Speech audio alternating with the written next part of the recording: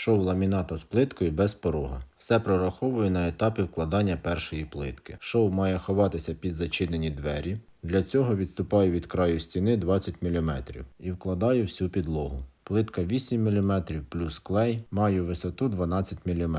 Ламінат обрав 8 мм, решту добираю підложкою. Першу дошку ламіната ретельно підганяю на стик з плиткою і обов'язково приклеюю. Шов заповнюю силіконом. Більше про ремонт на моїй сторінці.